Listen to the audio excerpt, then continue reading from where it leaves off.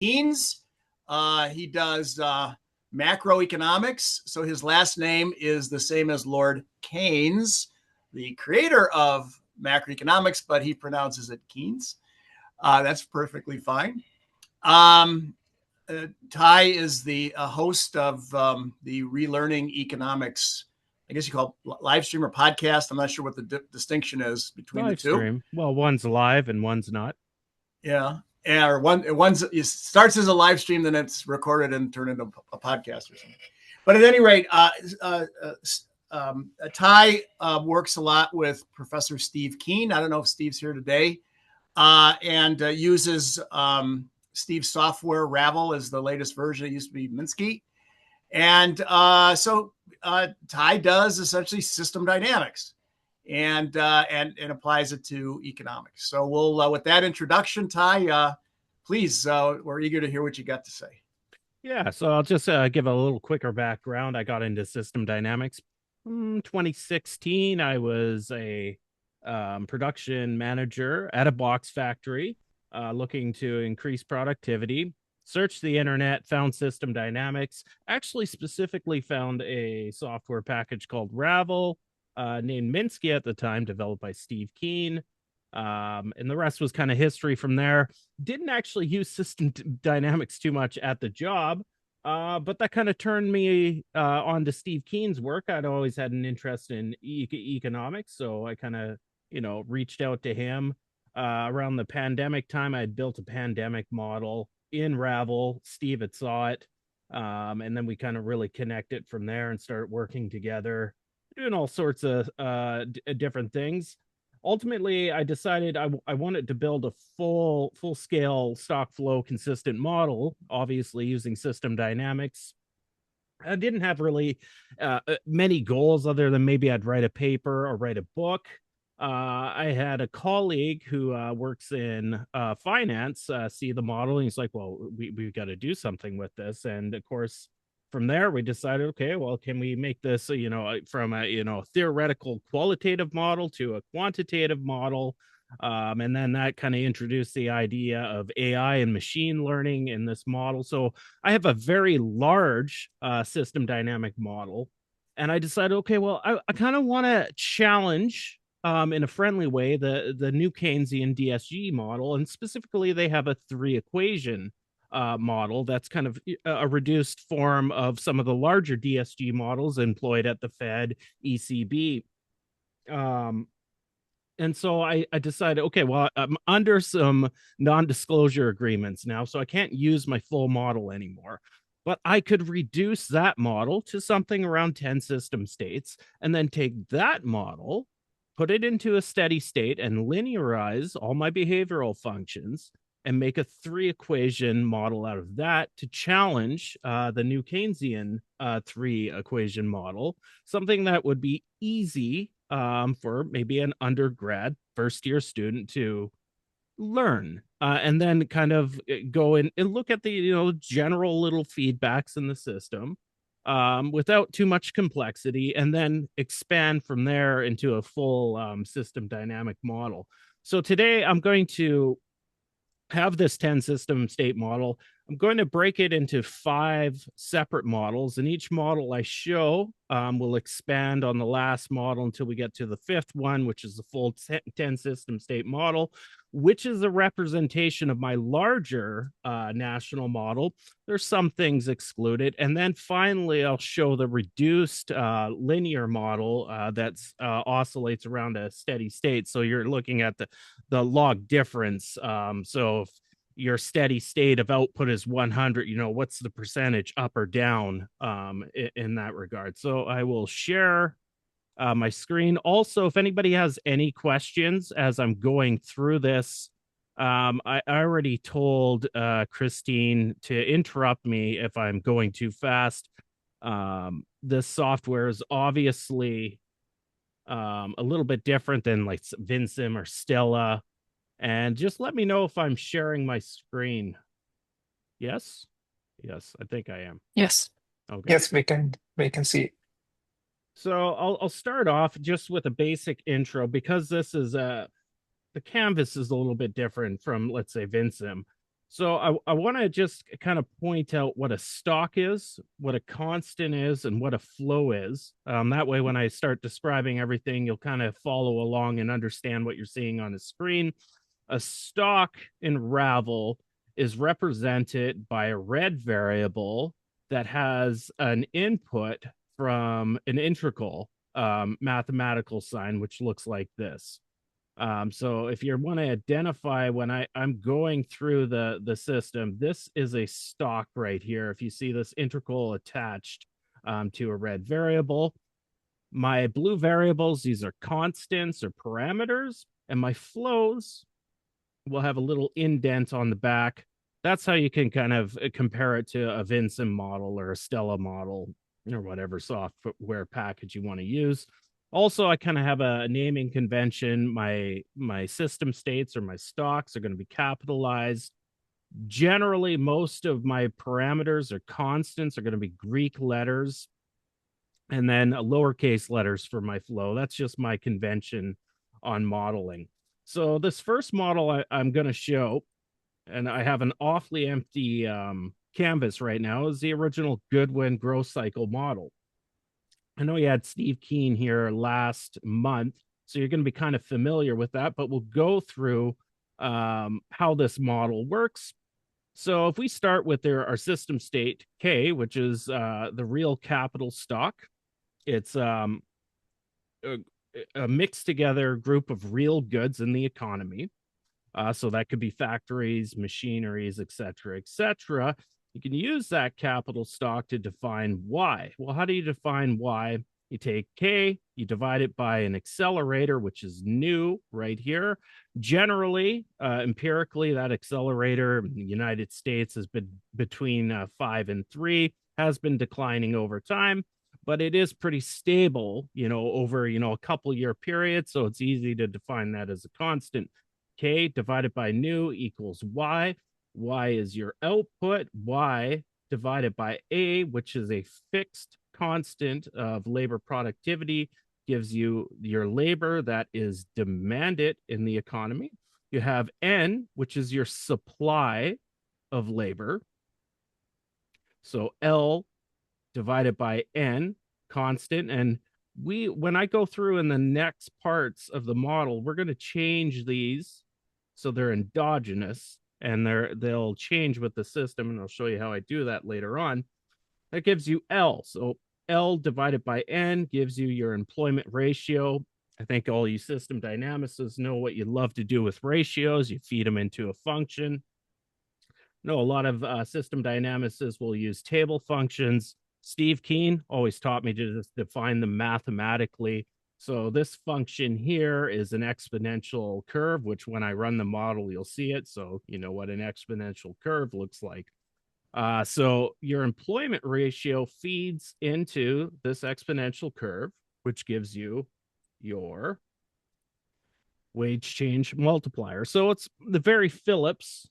It's kind of a Phillips curve. Now, Phillips curve, in mainstream terms, is kind of, it's a trade-off between inflation, right, and unemployment. Bill Phillips was a lot more nuanced than that. And in this case, it's your employment ratio feeds into your function. As your employment ratio goes up, your wage change multiplier goes up. Pretty simple stuff. We come to our second system state. Remember, if you see your integral block here, you know that the attachment is a stock in Minsky. You take that multiplier, you multiply it against the wage level, which I started at 1, and that gives you your wage change level over time. You take L, which we defined up here in the model. So Y divided by A gives you L. I've just copied the variable down here. Take L, multiply it by W subscript L, which is your wage level, gives you your wage bill. In this simple model, in Goodwin's model, he assumed that all income was consumed instantly. There was no balances that households would hang on to. They would instantaneously spend it. So in that case, if you have Y, You minus the costs for firms, gives you your profits. And again, Goodwin made another simplifying assumption is that firms would take all of their profits and reinvest it back into your capital stock. And that was the classic Goodwin growth cycle model. It behaves kind of like a predator prey model. So there's not a lot here to discuss. You're going to get cycles that go on forever. It's a two system state model, just like, fish and bears or fish and sharks. It's just a little more elaborate because it has that one behavioral function in it. And that'll go on forever. We have the one function so far, which I said was an exponential. There's not a lot. I got no phase plots yet. And we'll kind of go to the next model. And I'll back out from here and I'll show what's added in the next models. And so this is, Steve Keynes would have discussed last month his model. And so Steve added another system state, and in this model, that extra system state was debt. But he also added a couple other more realistic things to the model. And so without going through the entire loop again, I'll go through what was added. And the first thing was added was depreciation. So if you recall in the first model, firms invest, the capital stock goes up, but there was no depreciation. Things wear out in the real world. You build a factory, the roof caves in 5 years, right? Or 10 years. Well, that's even a pretty bad roof too. Maybe 20 years. Let's say 20 years. And that's represented by depreciation. We use a constant term here, delta. So 8% per year will be your depreciation.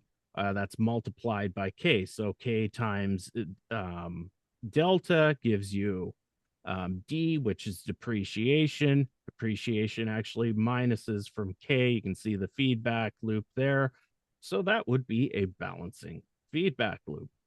Another thing we changed here is now instead of a constant rate of labor productivity, we have a growing rate of productivity. In this model, I've defined that with alpha, which is 2% a year.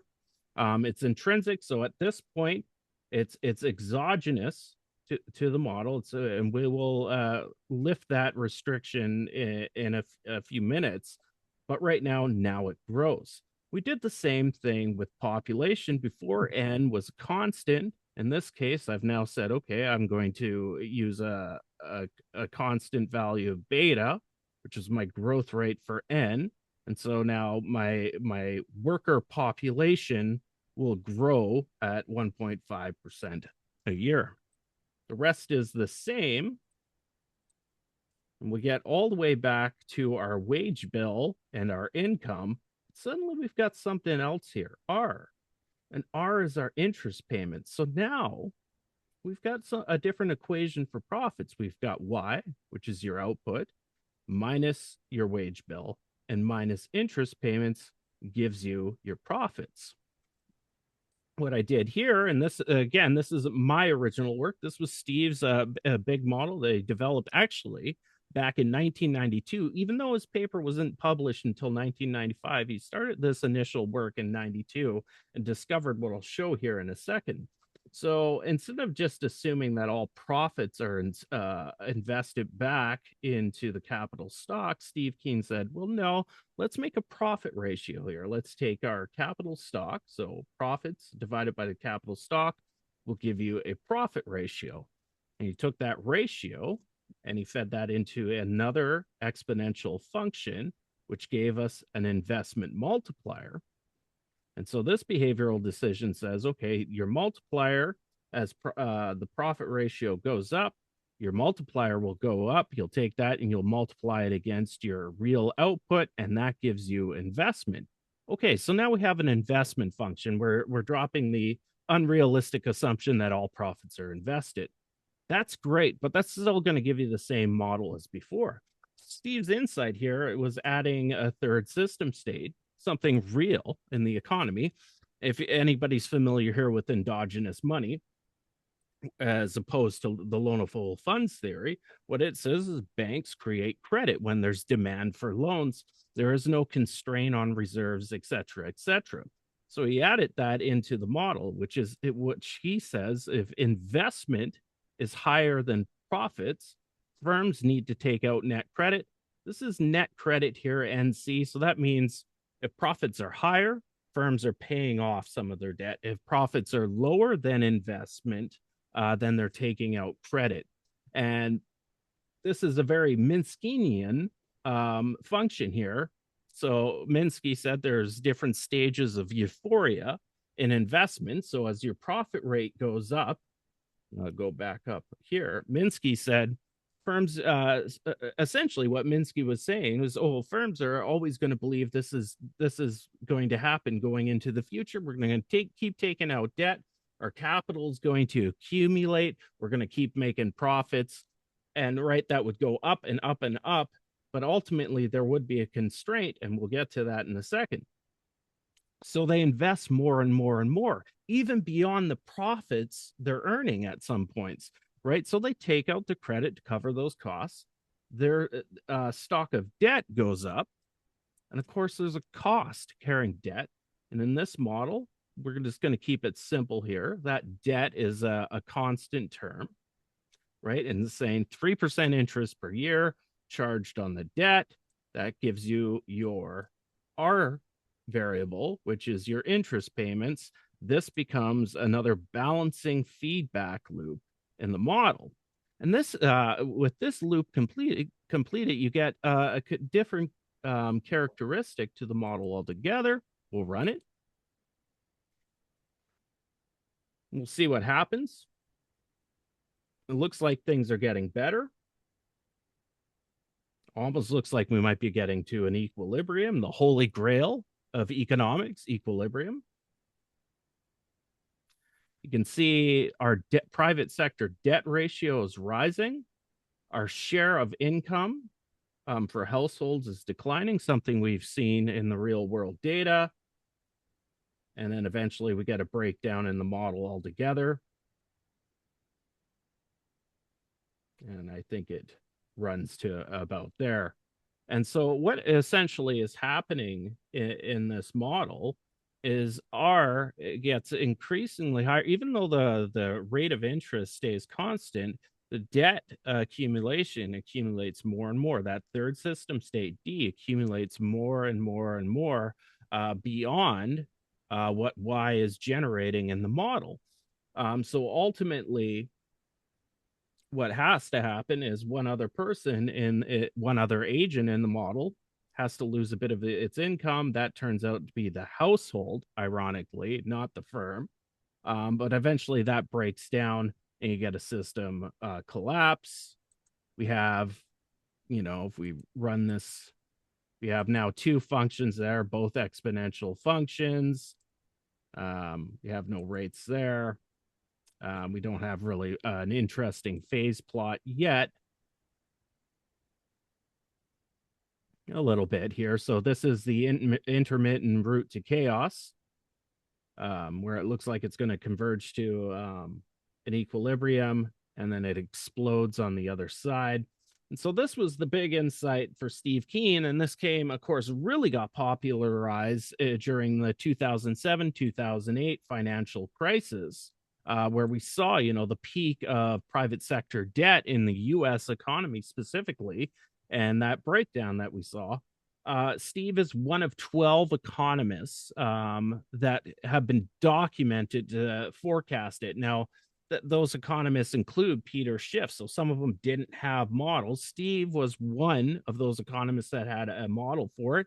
Another guy that had a model for it was Wynne Godley. So that's the Steve Keynes extension of that model. But obviously, there's still some assumptions we need to address. Some of them are that, productivity doesn't just grow 2% a year. Something makes that happen, right? So we got to kind of close some of these exogenous loops here and make them part of the model. So that's what we'll do next. I'll zoom back out, bring up the next model. And this is where I start extending some of Steve's work myself. And so as you can see, we've got a whole new collection of variables added up here and a collection of variables added right here in the middle. So I'll zoom in and I'll address productivity first. And there's a strong empirical evidence, you can measure this in the data, that as profit ratios go up in the economy, productivity rates go up. So Steve Keynes' model says, well, obviously, profit rates go up. Firms are going to invest more. They have more profits. That's, again, you can empirically measure that. That's a sound postulate. But another sound postulate is there's also going to be more research and development. So in this model, I've added a sigmoid function. Obviously, you can't have investment or productivity growth go above 100% a year. So I bound it, this behavioral function with a sigmoid. And what it's saying is as the profit ratio goes up, economists would term this the profit rate. System dynamicists would call this a ratio. I'll keep using ratio. As the ratio goes up for profits, they will invest more in research and development, which will eventually increase labor productivity. So now A, where it was a constant before, it's now variable in this model, and it'll adjust based on the profit ratio. And of course, that will grow A over time. It can go negative for brief moments. If you look at the data, productivity can go a little bit negative sometimes. So I've allowed that model to function to do that. So that's one of the extensions I added. Another problem I've always had with Steve's model, not a problem, I would say, is that the production function in this model is a little bit too rigid for me. Basically, it's saying the only variable in this model outside of depreciation is investment coming in. Investment is divided by that constant term, the capital output ratio, which is new, which gives you Y. But it's a lot more dynamic than that. And if you actually start turning this model into an empirical model, this doesn't hold up. It just doesn't work. There needs to be something else variable in that. And if you look at the Fred data, you have a variable called the capacity utilization index. So let's add one of those because that's really, really important and it fluctuates during the business cycle. So I've defined that with the Greek letter mu here, which looks like a U. And that's your capacity, so capital utilization rate, essentially, for capital. So now instead of K divided by nu gives you Y, it's K divided by nu times mu, your capital utilization multiplier, gives you Y. And that fluctuates over time. Well, there's a whole feedback loop to that. That's quite interesting, at least to me. And what it's saying is that like when you produce more, you need more workers, or if you produce less, you need less workers. It's the same thing for machines, factories, anything that's inside of a workshop. It's going to go get unemployed. Machines are essentially going to become unemployed and reemployed depending on the business cycle. And I've defined that using the employment ratio with a lag. So in system dynamics, we call them a smoothing function. And this one is a first order smoothing function right here. So it says, okay, the employment ratio changes. There's some degree of rigidity for firms. You can call it a lag, where they react to that lowering of the employment ratio. So we have a lag here, and I've got 0.8 of a year. Changes the employment ratio, the lagged smooth version of it, gets fed into another logistic function because remember, capital utilization can only be between 0 and 1 or 0% and 100%. So obviously it makes sense to use a sigmoid logistic right there. And that gives you your U variable, which is your capital utilization rate. Which adds some realistic dynamics, which like I've said, because I built the empirical models using a similar equation to this is necessary to do. This is too rigid on its own, where it's K divided by nu. So we can run this model and take a look at the dynamics. So we have two new feedback loops, one a balancing feedback loop, which is the capital utilization rate, and one a reinforcing loop, which is the productivity rate. We get the similar dynamics as the last one, but a little more nuanced. And we get a breakdown. It's important when you start fitting data to a model, and this is really important too, is system dynamics. And I know Mike will get on me about this. System dynamics, ultimately, you want to use first and foremost as, what is your dynamic change in your system? From a qualitative standpoint, how does the system behave? On the flip side of that, if you want to go to talk to, stakeholders and, the finance industry, you do have to have some sort of cone that's, relatively tight to forecast, let's say 4 quarters, right? And so the last step where I add it there is very important from a quantitative purpose, to really dial in a model so it can forecast, right?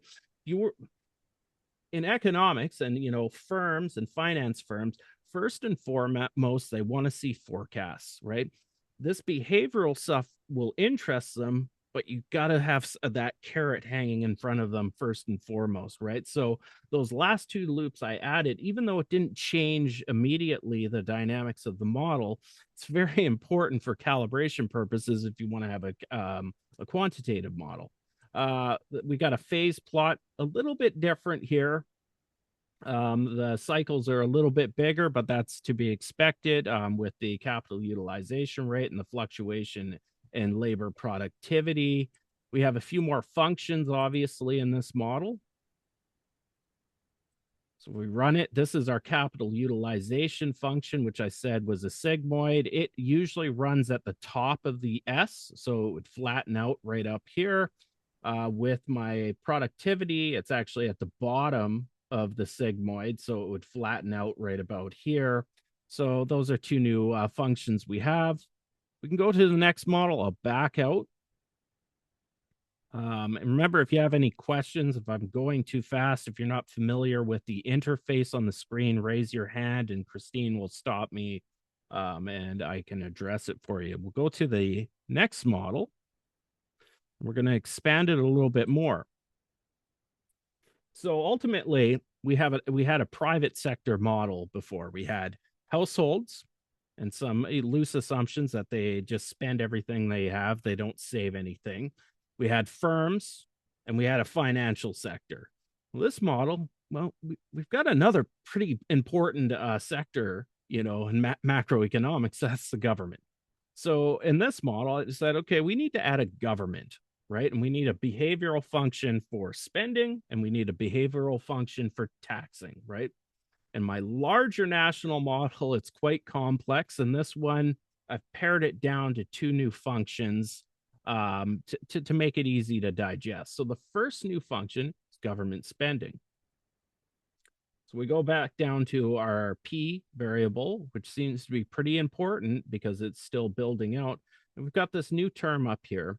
It's G subscript SL, which is the government spending level. So it's a new system state.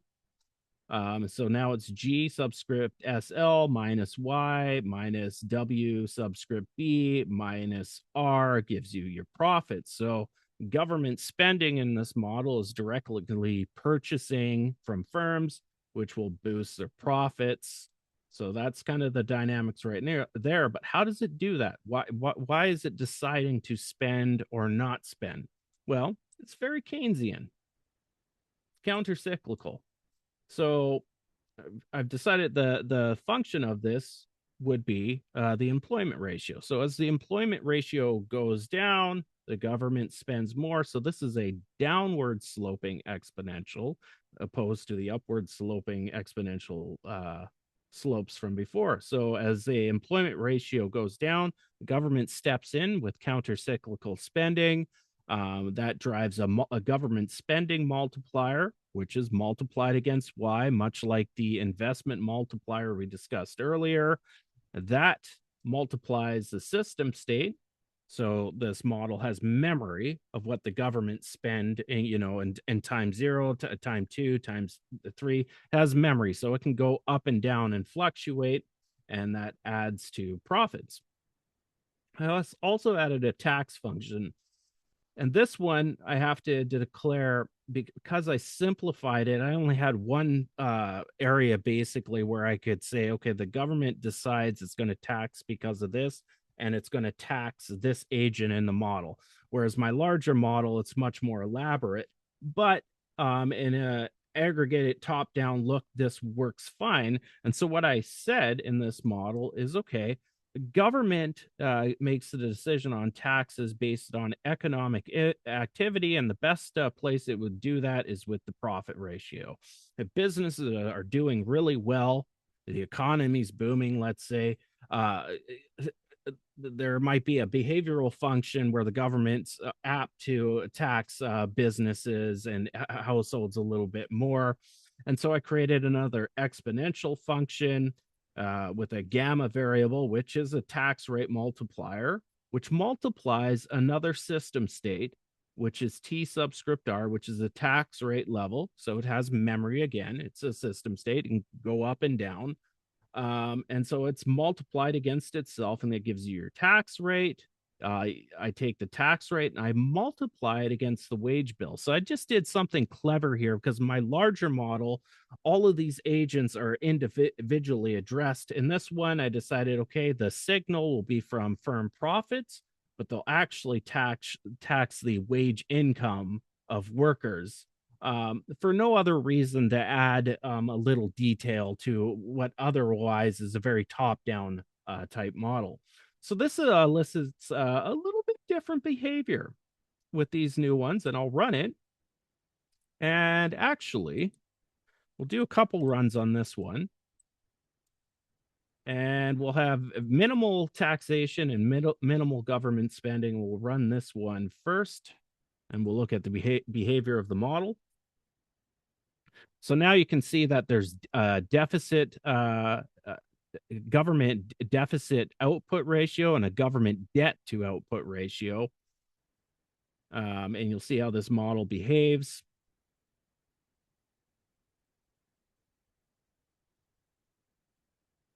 So government debt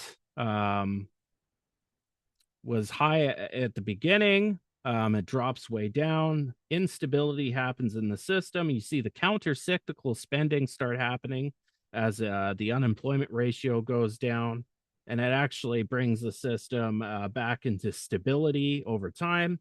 Something that we saw, now this is just a qualitative model, but it's something we saw, into 2009, 2010, with the massive stimulus we saw, brought some stability to the system. And of course, once that stability is brought up, government spending's reduced because the employment ratio goes down. And then we get into this cycle where it becomes unstable again.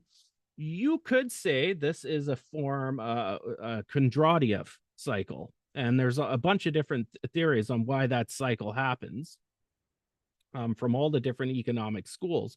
But in this case, it's the small business cycles causing the overall Kondratiev cycle, or the economic long wave, we should term it, right? And so that's the behavior of that model with a low government stimulus. So the intervention was actually quite low when I set it there.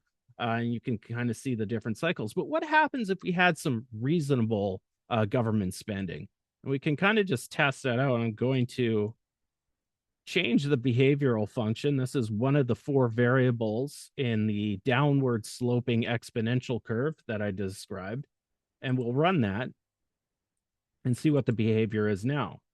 So in this model, government's a little more aggressive on spending based on the employment ratio. So as you can see, the black line is the government debt ratio. The red line is the deficit ratio. They're a lot higher in this model run.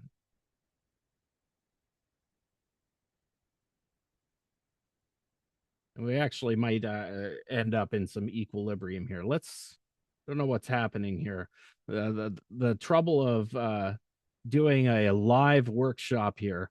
Let's reduce that because that is not exciting. Let's try that again.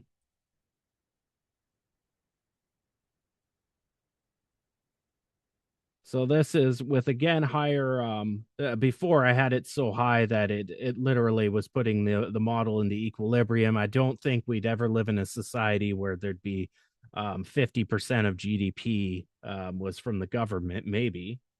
Um, and so in this model, with a lot higher government spending, one of Keynes's insights was that you could never eliminate the business cycle, but you could reduce the amplitude of that cycle with the appropriate amount of government spending. In this case, we had a really high government spending to start the model.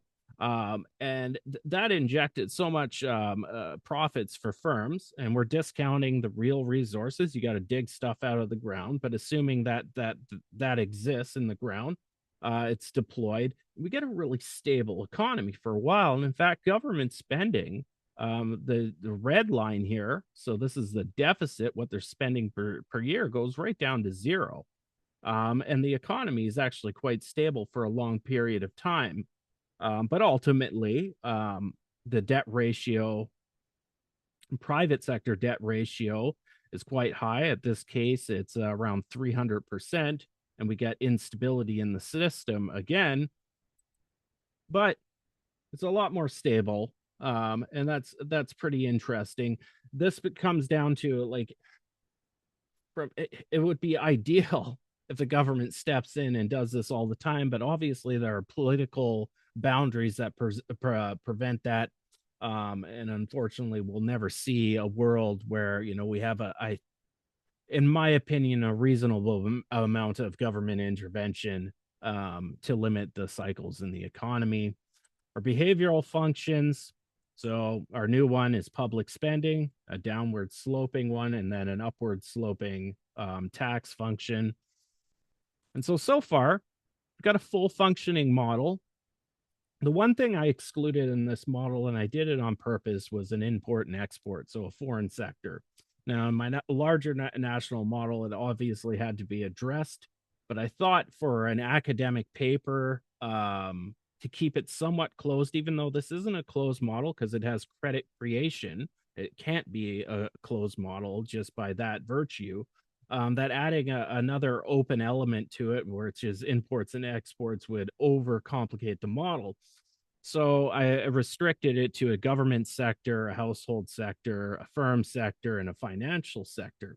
That's all fine and good, but we need one other element to really kind of bring this model to an abstract version of my national model, and that's wage discovery, price discovery, and price discovery itself. So that's what I did in the final model. And this is the fourth one, so I'll bring this up. And so I added some price discovery dynamics to this. This one is very heterodox. So Mikhail Koleski, proposed that the price change was basically derived from the distribution of income. It is supply and demand, just looked at from a different perspective. So if we start from the loop over here, I've copied some variables. So we have the wage bill, and we have Y subscript N, which is a new term here, and that's your nominal output. And so if you take nominal output is defined by another new variable that we'll get to in a second, which is the price level. So if you take the price level multiplied by Y, gives you your nominal output level.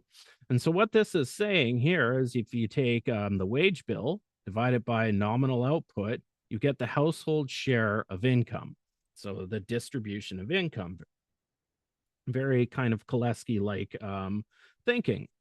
And now Koleski actually had some good equations, and I think Steve Keen converted them into dynamic equations. And I ran them myself, but I found they were very unstable. Even if I, even with a fourth order solver, and I added a bunch of decimal points, it was still kind of jagged, and I couldn't really get it to solve smoothly. And I'm very obsessed with a model that solves smoothly. So I just changed it to a function, right? Because essentially what Koleski was saying is that is the household sector, and you can measure this empirically from a macro a definition. So the household sector gains more of the share of income, prices generally rise faster. So I just postulated an exponential term here. Says, as the household share of income increases, the pressure to change the price level right here, which is a stock, increases. So it's an upward sloping exponential curve. As that increases, the price level goes up. And then you can measure inflation afterwards. So now you have an inflation term, right? And then you can develop inflation expectations. Now, I could have been more elaborate in this model.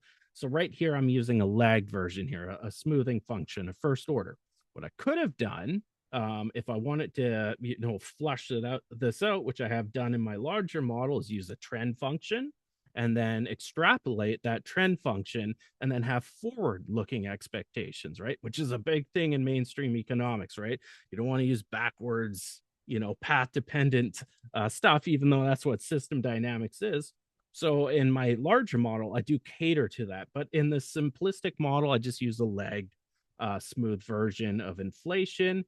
So I subscript E is your inflation expectation. That tells banks, okay, well, this is going to be so much inflation in the future. We're going to mark above the policy rate set by the central bank, which I just make constant in this model. It'll mark up on top of that, and that gives you now a variable rate of interest in your model. Obviously, there's some other terms, like for instance, so rate of capital. Well, now you have a nominal term. So now you've introduced a new unit in this model. So up here, instead of it being dollars, it's now defined as goods mixed together, all different goods together. I think Cambridge, there was a bit of a controversy long ago about that. But I find, if you do your research and the value of the capital output ratio eliminates the problem, you've got a macro model. And so now you have goods here, but you're also now defining the nominal value down here. So profits are in dollars per year. Your capital stock is now nominal here. And so now you have price discovery and wage discovery in your model, which is pretty important in macroeconomics over time. This elicits slightly different behavior. So you can have inflationary shocks. I'll keep government spending. Let's just go low. Let's kind of see how the behavior is compared to the last model. Run the model. And Ty, there's a question in the chat. I'll wait for you to explain this part first. Oh, okay. What's the question? How do you get to the chat? I'll read it for you. It's okay. So okay. David Wheat said, after the model approaches a steady state, it breaks down. You interpret that as a Minsky moment. Can you pinpoint the causal mechanism that triggers that breakdown? And can you adjust one or more parameters and or variables that prevent or moderate the breakdown? Yeah, so how you can moderate that is to lower the interest rate. So I'll go to that part of the model. And so you have the system state D right here. And as that accumulates, you have it being multiplied against an interest rate, which increases R, which is your interest payments, which decreases P. So in absence of that, you just had the original Goodwin cycle. So what's happening is debt accumulates. So the profit ratio is saying, let's invest more and more and more. The good times are rolling. This function here says, yes, let's do that. We invest more, and they invest more than their profits. That's filled. That gap is filled by net credit, which accumulates debt. If that perpetuates, so if that's reinforcing like a virtuous cycle over and over, which I have this function's set up to do, that means debt will accumulate over time. And even if this is a constant, your interest rate, that means that cost is rising faster than n over time. The way to rectify that, to avoid that breakdown, like you're asking, is before that moment happens, let's say 10 years or 5 years before, you would lower the interest rate, and that would prevent it would stall the event from actually happening in the future. You still need government spending to stabilize it, so you can prolong that Minsky moment from happening by lowering the interest rate. I'm hoping that kind of answers your question. That dynamic comes out of this balancing feedback loop here. That was kind of added in the second model. So essentially, if this function is set up to accumulate debt in a virtuous cycle, eventually R will overwhelm N, or pardon me, Y. So ultimately, the instability comes that Y does not grow fast enough to counteract R. And that's where the breakdown happens. And to counteract that, you would lower, if this was a constant, you would just lower that interest rate. And that's how you would prevent the breakdown or forestall it. But ultimately, even if you got rates down to, you would have to go to zero, essentially, and no bank is going to do that, or they'd be out of business. Eventually, you need some sort of other intervention in this model. That's countercyclical government spending. So we'll go ahead and continue running the model. So this one's going to have a little more in the way of dynamics. So we have inflation, we have interest rates, and right now I have the bank rate so high that it's the economy in this run, the way I've got the parameters set up, we've got some, debt deflation going on. So we have inflation dynamics, interest rate dynamics. We have our capital utilization and productivity cycles going on. We have government taxing going on. We have government spending. We have an output rate. And then the chart that I've been showing in each sequential run. We're now going to actually, because we're adding so many system states, we're starting to get a little bit of a chaotic behavior in here. So it's not your aperiodic loops or periodic loops every time. Somewhat of the same behavior before, but a little more chaotic. With low government spending, you see some instability develop. The government steps in and spends. That addresses the instability. That might actually be answering David's ultimate question there. It's really government spending that prevents the breakdown itself. Lowering the interest rate just pushes the problem a little bit further down the road. So that's the behavior of a model with price dynamics in it. A lot of instability in that. Obviously, you can decrease that. And these are your behavioral functions. So now we have a price level function. And so just to be a little more explicit, Koleski really defined it as, so firms would always keep up with their costs plus a markup.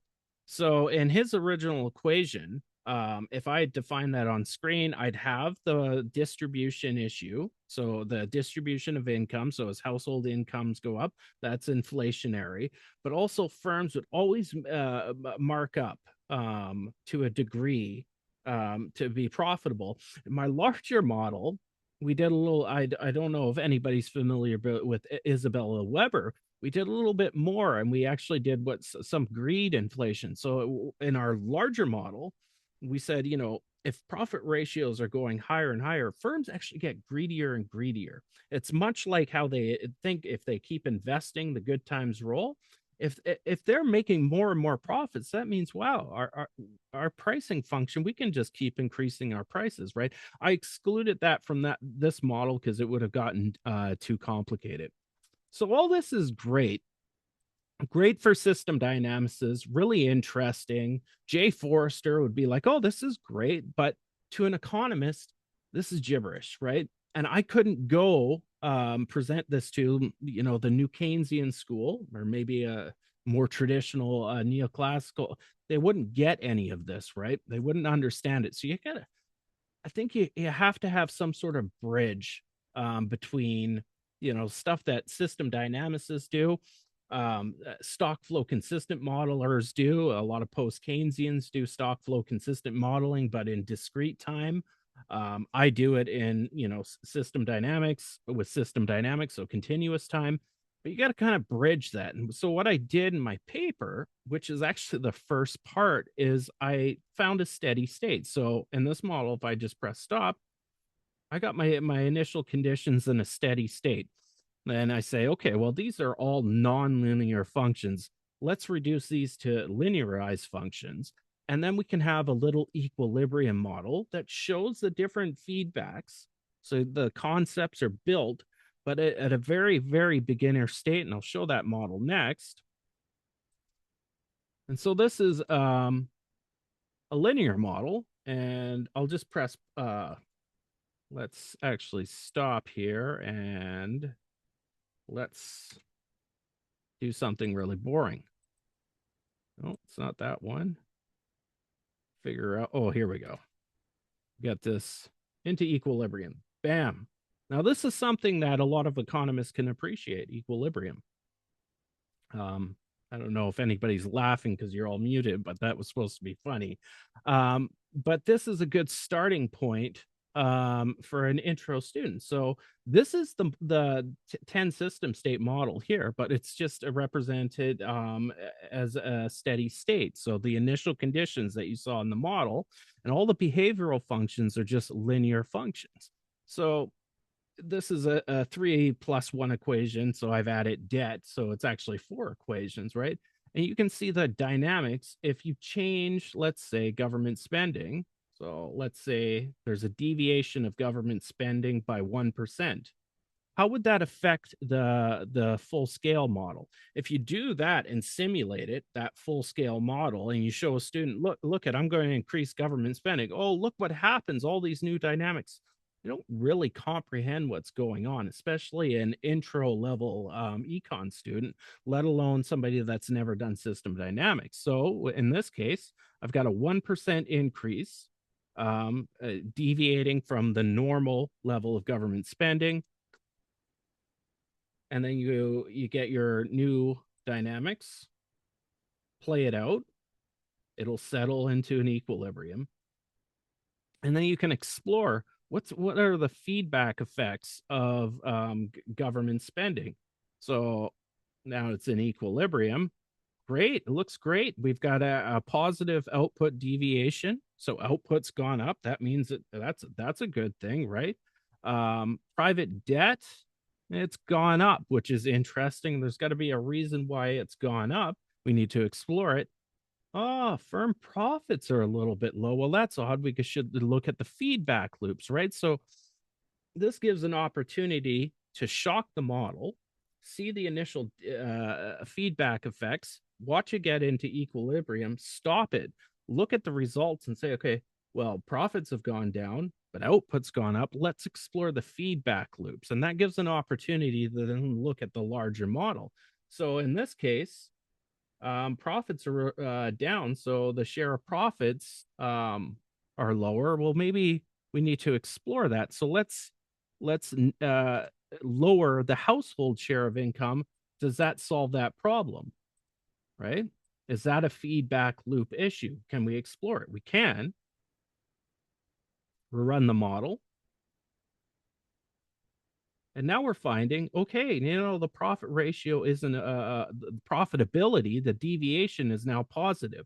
So there is a connection there with the distribution of income when we spend with the government. And so this gives a really simple way, simple equations for students to understand a dynamic system before they get into something more complicated. Now you can start with a small scale 2 system state model like the Goodwin model. But even when I talk to, PhD economists, they don't understand that concept, right? They were never taught that, right? So it's quite foreign to them, right? So I always what I've really found is that if you want to communicate with people outside of your circle, sometimes you've got to kind of go to their side of things, right? And if it takes an equilibrium model, so the behavior of this model is a lot like the old Keynesian models, right? And so most mainstream economists, they understand those old models. You get taught those, and it's something relatable. And they're okay, I'm seeing something here. Okay, you increase government spending and it's done all these dynamics, but why? Well, now you can just stop the model. You can go look at your equations and feedback loops. You find the connection. Now, this one, I haven't put the feedback loops. I've just got the equations. And, okay, I see the loop there. Now I can go back to the bigger model, and then I can conceive how feedback loops work. Oh, this is a balancing feedback loop. No, this is a reinforcing feedback loop. And I can see what these different loops do in isolation. Now, this here, to a system dynamicist, is no big deal. This is just somebody calibrating a model. This is how I calibrated my larger model.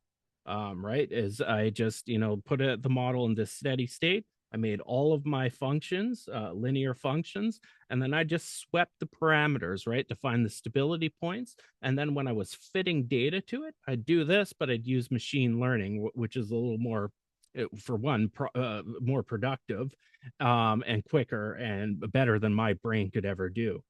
And so to a system dynamicist, that's all it is. But to an economist, this is a system they can understand. And then once they're interested in the system, then they can look under the hood at the larger model and see, okay, you know what? Maybe there is something here for us, right? Maybe this is an area we're missing out right now. Because right now, if you talk to any economist, system dynamics is not in the conversation outside of what Mike's doing at WPI or Bergen University. Outside of that, it's not a big topic conversation. At best, agent-based modeling is a bit of a conversation in some circles. And then to translate that a little further, agent-based modeling is quite big in the private sector. I see a lot of work with that. And to a smaller degree, I see some dynamic models, but not an awful lot. And so that was the purpose of my whole paper, is develop something small like this that compete against the 3-equation DSGE model. And I did that in under an hour.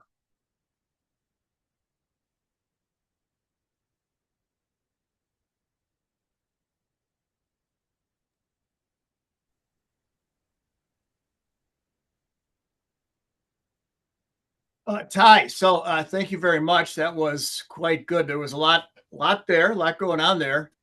Hey, could you do me a favor? Could you share again? Can you show how Ravel can take your wire diagram and show a more traditional presentation of the model with equations that I think actually economists would more likely understand? I don't think they would, if you presented the wire diagram, they would get it. They would be like, I don't know what the hell's going on here. But it's converting from Celsius to Fahrenheit or whatever you want to say. Same model, but a different presentation is a way to get going with economists, I think. Am I sharing again? I'm hoping. Yeah.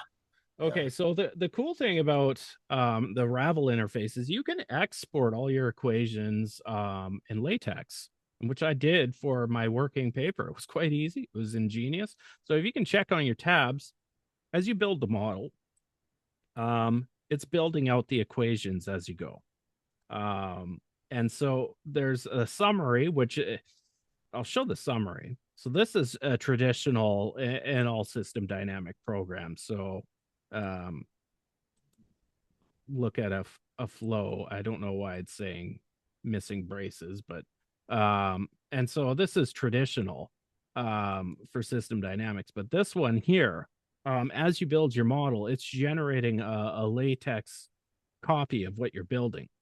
And you can export this canvas in LaTeX directly to your document.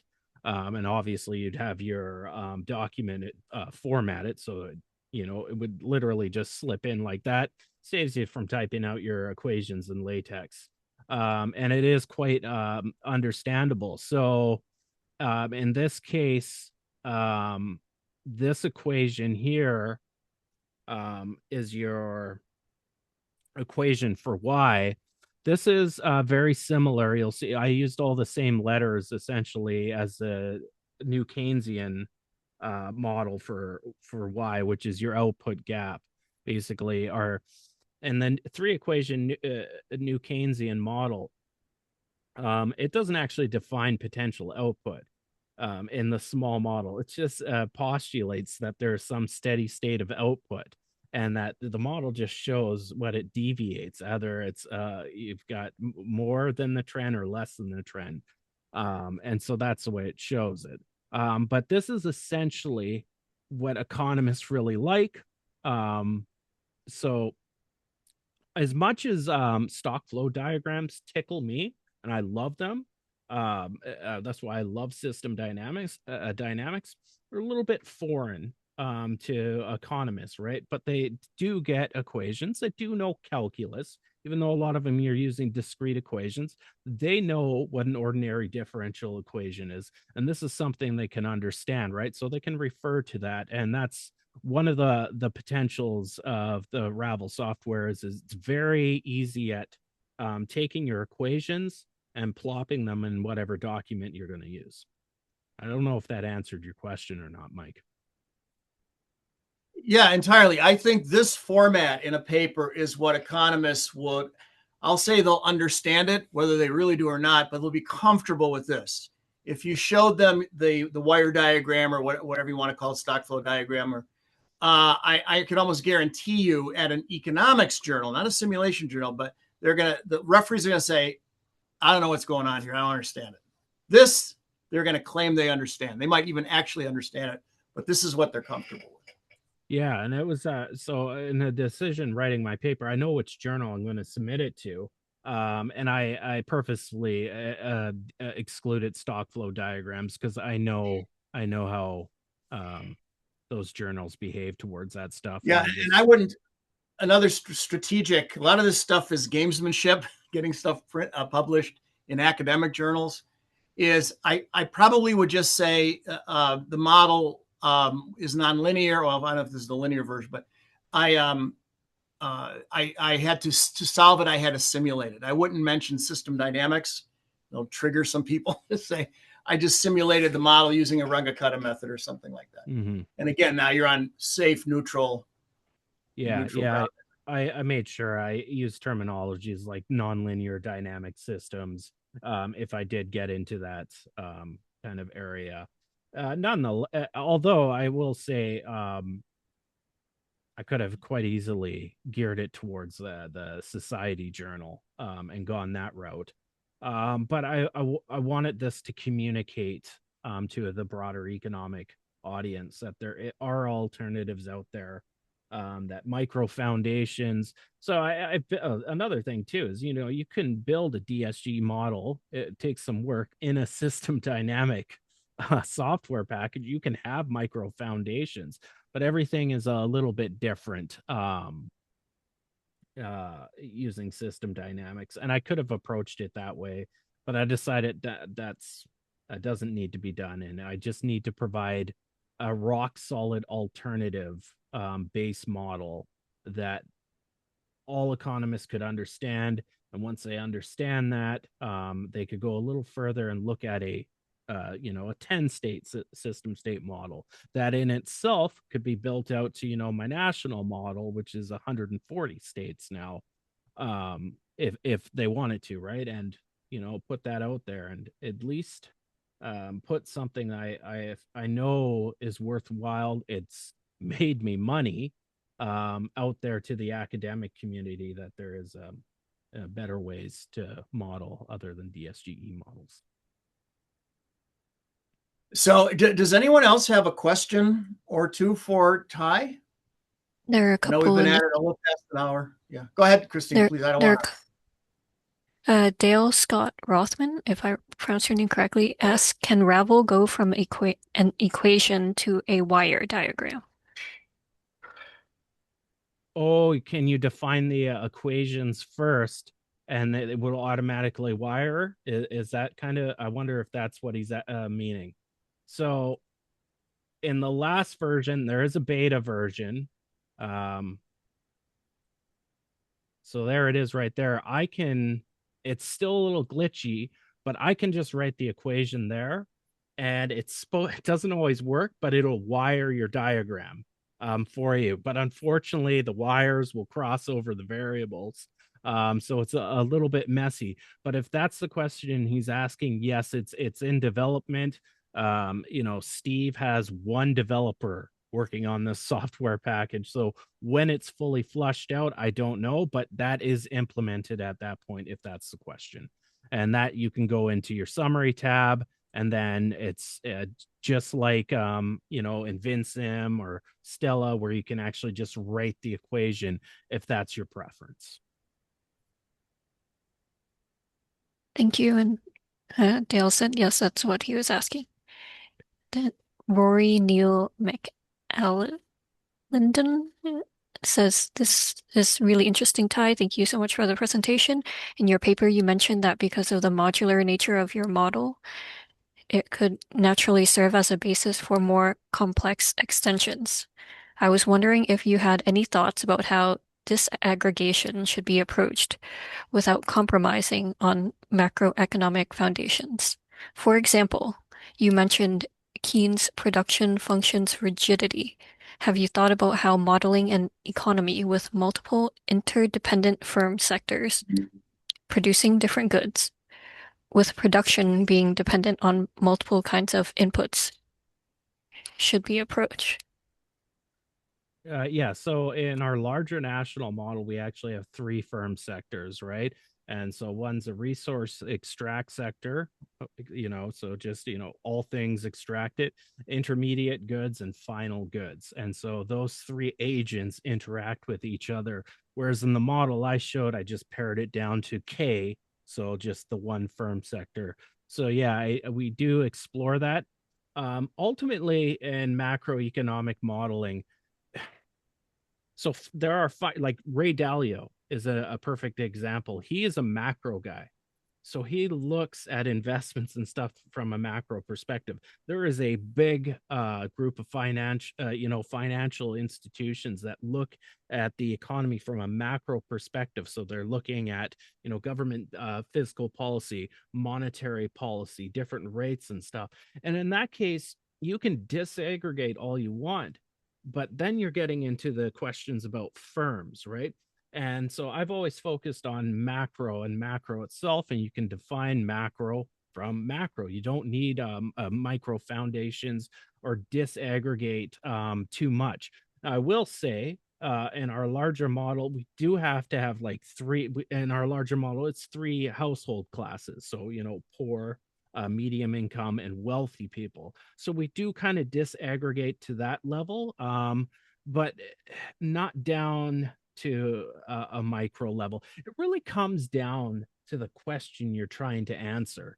And so our models, our large model is answering macro questions. So what are bond yields going to be for the 10-year yield? What are they going to be for the 5-year yield? What are they going to be for the 2-year yield, right?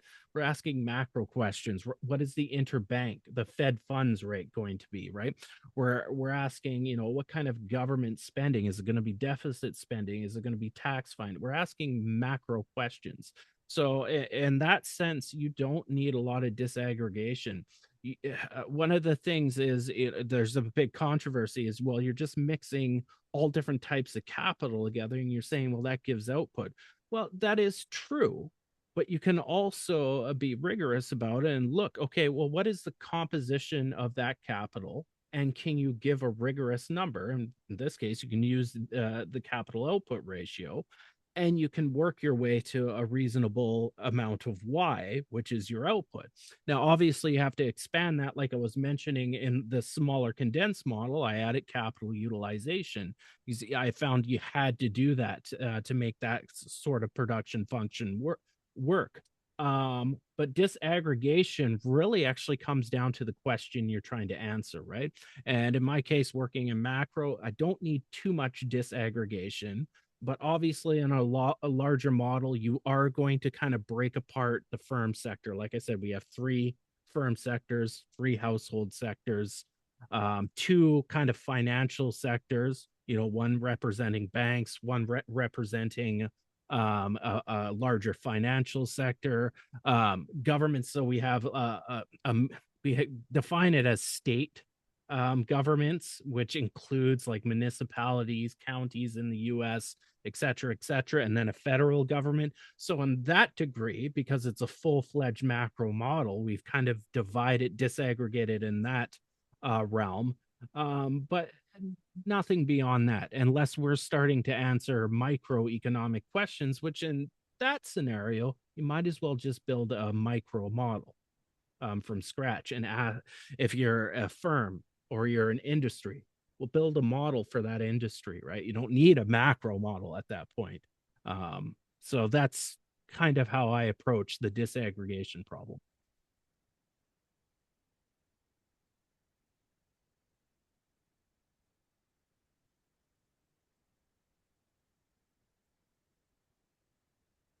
Well, any other questions from anyone in the audience?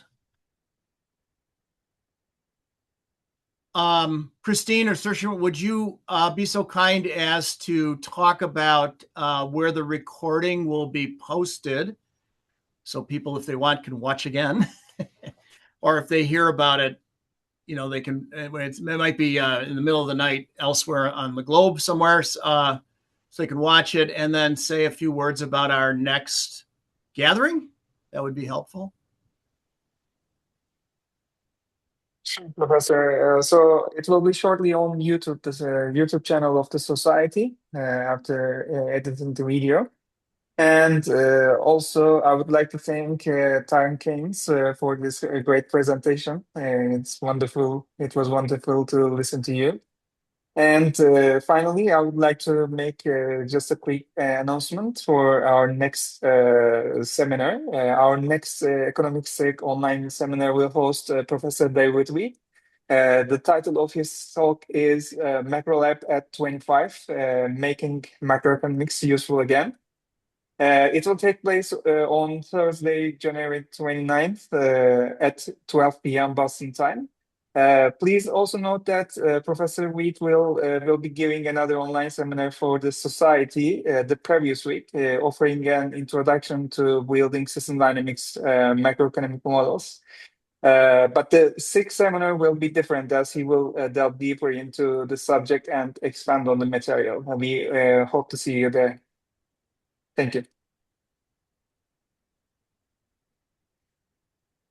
Yes, and I put a link in the chat to the EconSig playlist. And sorry, I forgot to prepare the links for the other events that Searchin mentioned. I'll do that while Ty is answering another question. Miss Zenzi Pala says, thanks for the presentation. Following on from the previous question, but from a different perspective, could you disaggregate the labor market into skilled and unskilled labor? I'm thinking about questions like how skill mismatches affect macroeconomic variables such as output and productivity. So in my larger model, the way we disaggregate it is between the firms. So like I said, we have a resource-based firm sector, an intermediate goods sector, and a finals goods sector.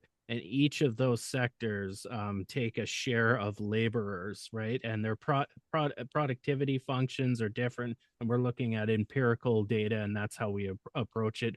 We don't really look at semi-skilled and low-skilled workers in the model. It could be extended that way if you want to look at that, and that would get in kind of to the inequality kind of dynamics in a capitalist system, which the model could do, but we don't address it directly. The only disaggregation we do is between the three different firm sectors.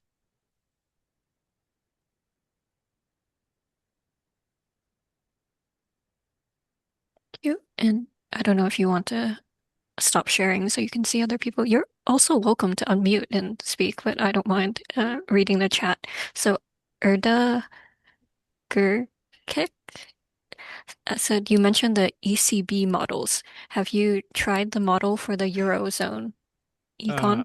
have I tried to model it myself? I'm going to just doing the U.S. economy. It took us about 13 months to calibrate the model and really get it running right. And so it's me and two other guys, obviously, because it's a little bit frontier stuff with AI and stuff. Things took a lot of time. So no, I have not, and it would be a huge endeavor. As everybody knows, system dynamic models are notoriously hard to calibrate to something empirical. And there are compromises you have to make, and it's just an incredibly long process. So no, I have not done the European Union. I'm hoping somebody out there, in the new Keynesian world sees us and is like, wow, I should do the European continent because I just read this guy's paper and it's fascinating. So I'm hoping somebody does that. Uh, Turned on my mic. What I mean, just the Eurozone economy. What would you change rather than just basically modeling it? What would you sort of make it different conceptually in a Eurozone model, or further in an emerging market model where sort of hard currency, sort of there's a two markets in essence. There's a hard currency debt market and a local market. For the ECB, the biggest structural change would be you have, what is it, 27 independent central banks operating under the ECB. That would be the biggest structural change in that model, differing, let's say, from the US model. And then a lot of like rigorous empirical work on, just the behavioral functions are different, right? So you'd have to sit and optimize all of that. But structurally, outside of the institutional arrangements with monetary policy and having is it, I think it's 27 states in the EU. You would have all the different fiscal, like the federal level, national level fiscal policies. You'd have to disaggregate one by one because they would all have different behavioral properties. It would be a little more in depth than, let's say, just having the US side where we have a pseudo state government that includes municipalities and a federal government. So it would be actually a lot more in depth in that regard. Thank you.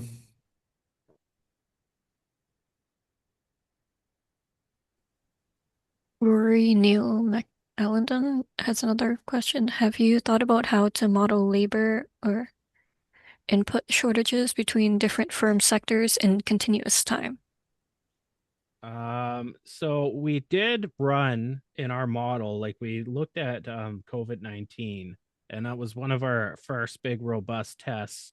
So we used a lot of in-sample data between 2010 and 2020, just because the economy was remarkably stable and kind of dull for the US economy.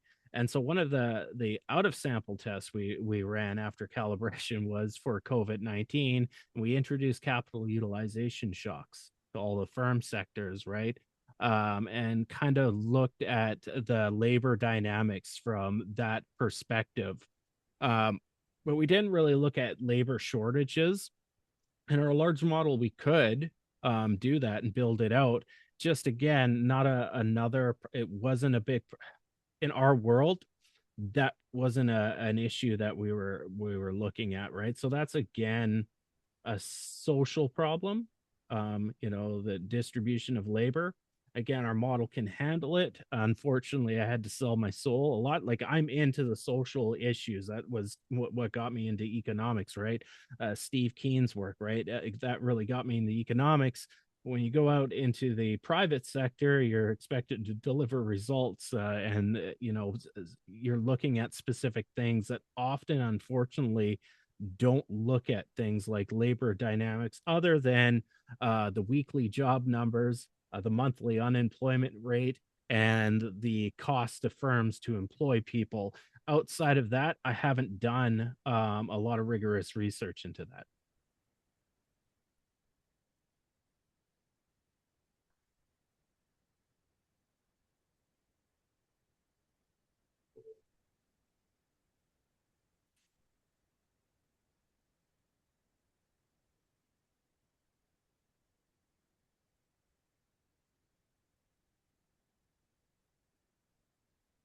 Well, I guess I'll speak up.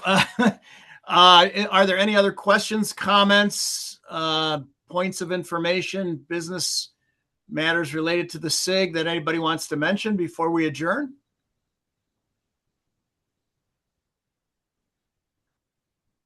There's another question in the chat from. What do you think concerning the taxes? Which influence has this on the model? I'm not too sure exactly what that means.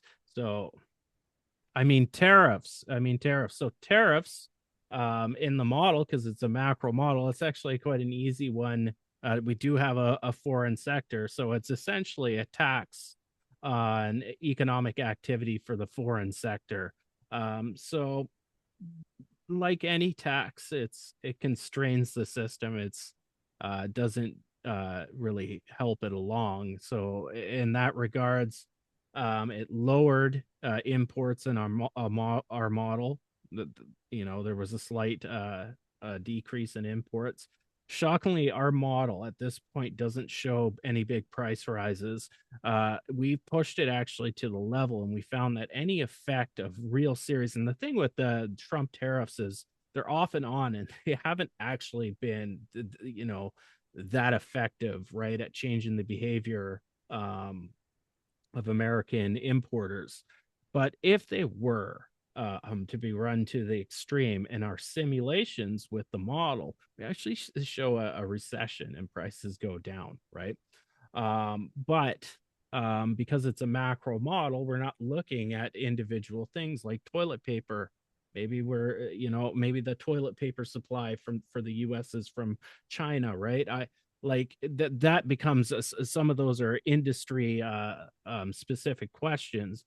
But ultimately, like when we looked, if there was a rigorous tariff system that was sustained in the United States, anything it would be a little bit deflationary if it was pushed to the extreme level.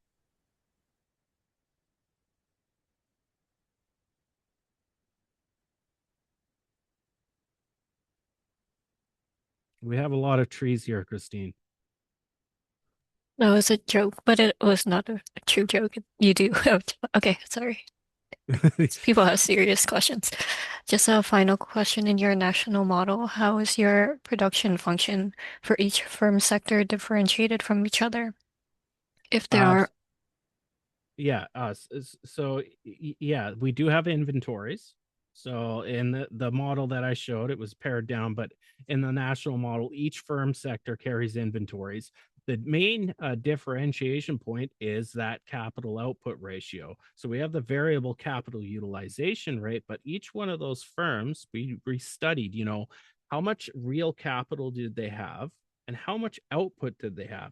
If we actually rigorously look at that, if we use some in-sample data like we did from the 2010s, you can define that number, right? So we don't know all the different elements of capital other than we've mixed it together.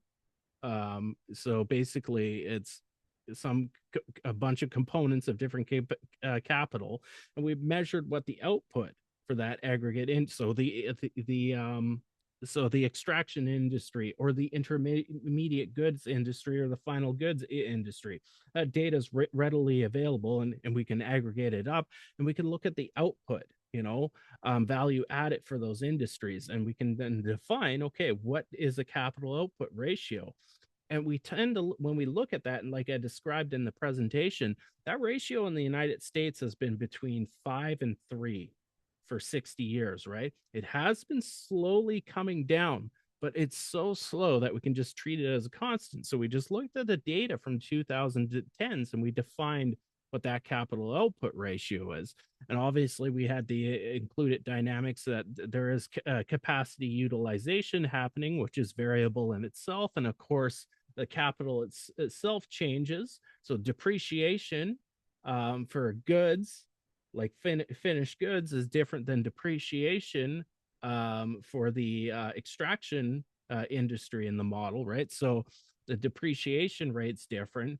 And then obviously the investment function is different for each three of those firms. So that's how we differentiate those three. We just looked at the data and then, fit the data. Another thing I can say, you can never build a model, use in-sample data and then test it out as sample. So let's say your in-sample data is from 2010 to 2020, and you do this great run and it makes it through the pandemic, and you go from 2020 to 2025 and it runs good, and you never have to look at your model again. You have to always be looking at in-sample again and getting new data sets and updating your model. What we're doing, and it's Modern Macro Technologies. You can find it modernmacro.tech on the World Wide Web. What we're doing is we're getting machine learning and AI to do that for us, right? And so we have quite a few different approaches on how we might want to do that. But that is a big factor in modeling. Is you can get your empirical data, you can make your assumptions, but the reality is this isn't engineering, this isn't physics. We don't have universal constants. We're not measuring things in the speed of light or gravity, right? Our constants are changing, so you always need rigorous measuring. But that's how we do it for the different firm sectors to address production. Is we're looking at the capital output ratios for each one of the firms. We're looking at their depreciation factor, and we're looking at how fast they're investing, right? And we're also looking at how each one of those firm sectors react to unemployment, which affects the capital utilization rate.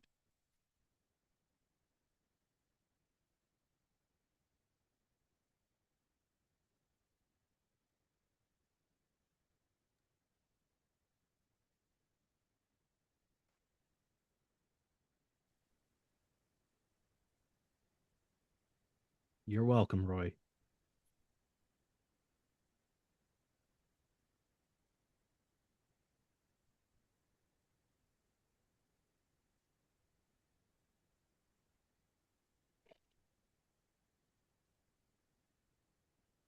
Okay, we're reaching an hour and a half, so I think we should probably think about wrapping up. So, Ty, any last thoughts about what you're up to?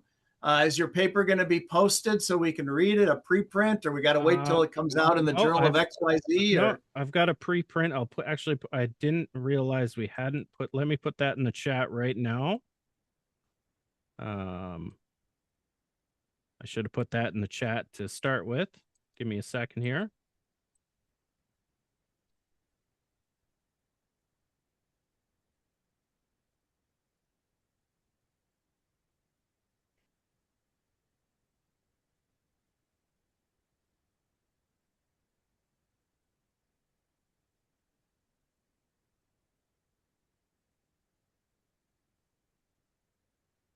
There you go. So if anybody's interested, you can take a look there. I am pretty OCD about refining it better.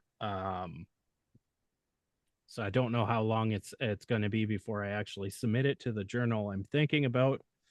Steve has suggested a specific journal that he highly approves and thinks I should submit to, but I am still, deciding on where it would be best served, not just to cater to the heterodox crowd, but have some penetration on the mainstream side of things, which I know is extremely difficult in economics, but I want to be strategic about that. So we'll see where it goes. But there's the working paper for anybody that's interested, specifically on how I reduced the 10 system state model down to the 3+1 equations. If anybody's into math, that's kind of interesting in itself.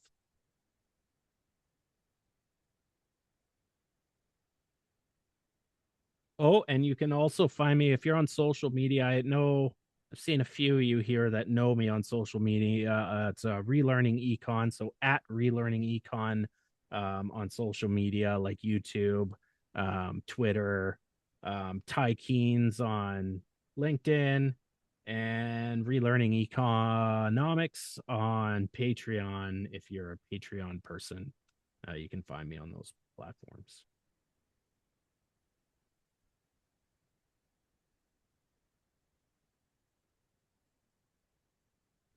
Silence. That means it's over. Yeah, I think it's a good time to wrap up on that. Again, thank you so much, Ty, very much. We really enjoyed your presentation. Take a look at your paper, and I guess we'll reconvene the economic SIG of the System Dynamics Society in January of 2026. Can you believe it's going to be 2026? Anyway, thanks to everybody, and we'll see you soon.